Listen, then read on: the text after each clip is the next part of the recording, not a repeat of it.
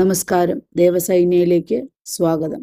കൊട്ടാരക്കര മഹാഗണപതി ക്ഷേത്രത്തിൻ്റെ ഭാഗം 5ലേക്ക് സ്വാഗതം.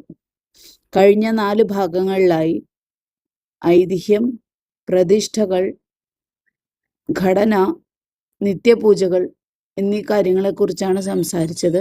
ഇന്ന് വിശേഷ ദിവസങ്ങളെക്കുറിച്ച് സംസാരിക്കാം. മേടമാസത്തിലെ തിരുവാതിര നാളിൽ ആറാട്ട് വരത്തക്ക വിധത്തിൽ 11 ദിവസത്തെ ഉത്സവമാണ് ക്ഷേത്രത്തിലുള്ളത്. ക്ഷേത്രത്തിലെ പ്രധാന മൂർത്തിയായ ശിവന് പ്രാധാന്യം നൽകുന്ന ഉത്സവമാണ് ഇത്. 11 ദിവസവും ക്ഷേത്രത്തിൽ വിശേഷാൽ പൂജകളും താന്ത്രിക ക്രിയകളും നടക്കുന്നു. അങ്കുരാദി, ധ്വജാദി, പടഹാദി എന്നീ 3 തരം ഉത്സവങ്ങളിൽ ധ്വജാദി വിഭാഗത്തിൽപ്പെട്ട ഉത്സവമാണ് ഇവിടെയുള്ളത്. കൊടിയേറ്റത്തോടുകൂടി ആരംഭിക്കുന്ന ഉത്സവം എന്നാണ് ധ്വജാദിയുടെ അർത്ഥം. 1-ാം ദിവസം രാവിലെ അഷ്ടമഹാദ്രവ്യത്തോടു കൂടിയാണ് ആഘോഷങ്ങളുടെ തുടക്കം. തുടർന്ന് മഹാമൃത്യുഞ്ജയ ഹോമവും നടക്കും.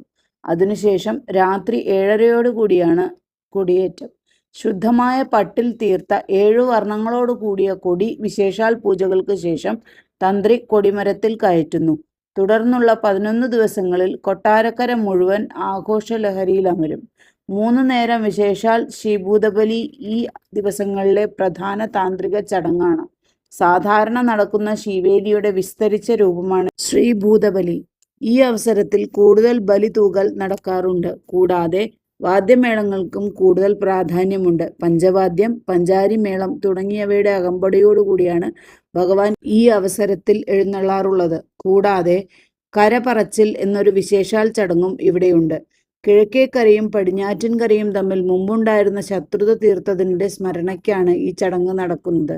ഉത്സവത്തിനിടയ്ക്ക് എഴുന്നള്ളിപ്പ് ക്ഷേത്രത്തിൻ്റെ പടിഞ്ഞാറേ നടയിലെത്തുമ്പോൾ പടിഞ്ഞാറ്റിൻകരയിൽ നിന്ന് ഭക്തജനങ്ങൾ വന്ന് മണികണ്ഠേശ്വരത്തപ്പന് കാഴ്ചദ്രവ്യങ്ങൾ സമർപ്പിക്കുന്നതാണ് ഈ ചടങ്ങ്. ഇതിന് ബദലായി പടിഞ്ഞാറ്റിൻകര ഉത്സവത്തിനും കരപറച്ചിൽ ഉണ്ട്. 9-ാം ദിവസം ക്ഷേത്രത്തിലെ ഉത്സവബലി നടക്കുന്നു.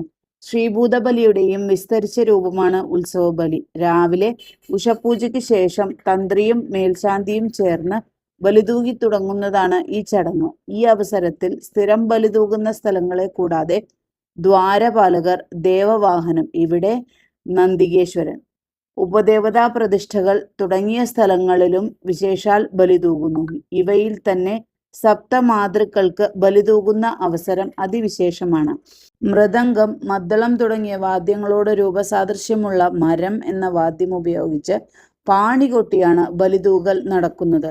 സപ്തമാതൃകൾക്ക് തൂകുന്ന അവസരത്തിൽ മാത്രമാണ് നാലമ്പലത്തിനകത്ത് ദർശനം നടക്കുന്നത്. തുടർന്ന് പുറത്തു കടന്ന ശേഷം വീണ്ടും ബലിതൂകി വരുന്നു. അന്നേ ദിവസം ക്ഷേത്രത്തിൽ ആരും പട്ടിണി കിടക്കരുത് എന്ന വിശ്വാസമുള്ളതിനാൽ പക്ഷിമൃഗാദികൾക്ക് പോലും ഭക്ഷണം കൊടുക്കും. ഉച്ചതിരിഞ്ഞ് 2 മണിവരെ ചടങ്ങ് തുടരും. 10-ാം ദിവസം പള്ളിവേട്ട. ക്ഷേത്രത്തിനടുത്തുള്ള പനയ്ക്കൽക്കാവ് എന്ന സ്ഥലത്ത് വെച്ചാണ് പള്ളിവേട്ട നടക്കുന്നത്.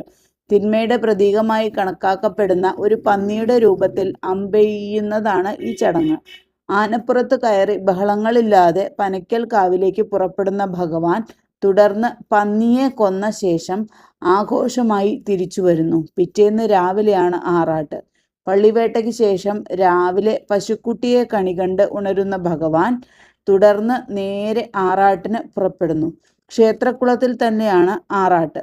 കുളത്തിലിറങ്ങും മുമ്പ് തന്ത്രിയുടെ നേതൃത്വത്തിൽ സമസ്ത പുണ്യതീർത്ഥങ്ങളെയും കുളത്തിലേക്ക് ആവാഹിക്കുന്ന ചടങ്ങുണ്ട്. ഇതിനുശേഷം തിടമ്പുമായി കുളത്തിലിറങ്ങുന്ന തന്ത്രിയും മേൽശാന്തിയും കീഴ്ശാന്തിമാരും 3 തവണ മുങ്ങി നിവരുന്നു. തുടർന്ന് കരയ്ക്കെത്തിച്ച ശേഷം വിഗ്രഹത്തിൽ ഇളനീരും മഞ്ഞൾപ്പൊടിയും കൊണ്ട് അഭിഷേകം നടത്തിയ ശേഷം വിഗ്രഹവുമായി കുളത്തിലിറങ്ങി വീണ്ടും 3 തവണ മുങ്ങി നിവരുന്നു. ഭഗവത് സാന്നിധ്യം കൊണ്ട് പവിത്രമായ കുളത്തിൽ ഭക്തരും മുങ്ങി നിവരുന്നു. അതിനുശേഷം വസ്ത്രം മാറി തിരിച്ചെഴുന്നള്ളുന്ന ഭഗവാനെ ഭക്തർ നിറപറയും നിലവിളക്കും നൽകി സ്വീകരിക്കുന്നു. അതിനുശേഷം ക്ഷേത്രത്തിന് ചുറ്റും 7 പ്രദക്ഷിണം, പിന്നീട് കൊടിയിറക്കുന്നു. എന്നാൽ അതിനുശേഷവും ചില കലാപരിപാടികൾ നടക്കാറുണ്ട്. അവയുടെ അവസാനത്തിലാണ് ഉത്സവം സമാപിക്കുന്നത്.